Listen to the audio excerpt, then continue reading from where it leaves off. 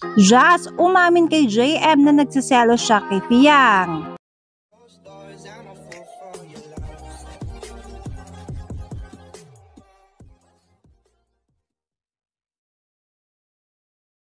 Tila hindi na nga mga ka-DJ na pigilan ni Jazz at inamin na niya ang tunay na dahilan kung bakit tila nagkaroon sila ng Cold War ni Fiang. At ang isang reason nga dito mga ka-DJ ay ang selos dahil sobrang labit nga ni Fiang kay JM. Yung nakikita natin sweetness ni Jazz at Fiang ay tila hindi pala na-appreciate nitong si Jazz. Sus Fiang eh.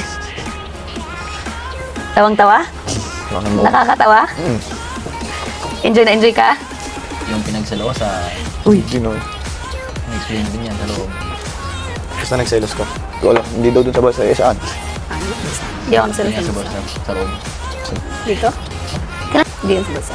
Since ano eh, since dating ni Piang, lagi na akong may cold war sa inyo eh. Yan ako. Huwag ka mag-imabeto ko. Playing safe.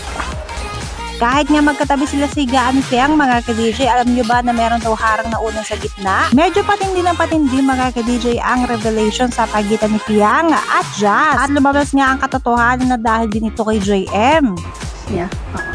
Yung pila niya, ginagano niya. Sanay ako kay Therese na pag gumanon ako. Pero dito talaga ako natutulog na side. I mean, pa-face there. Mga ganun ako. Sanay ako na si Therese nakikita ko. Dito, hindi. Kasi pilo lang nakikita ko. Talaan siya lang na doon. Tapos doon, kasi hindi mo pinansin and everything. Sumasama siya sa amin. Usap kami yung last na. Puting din yun. At least natuto siya makisalamuha sa inyo. Hindi laging sa akin, hindi laging kay Vincent, hindi laging kay ano. Kayo yung tatlo always eh. Kaya parang nagulat din kami na sumasama na siya sa amin. Which is nice. Naging close.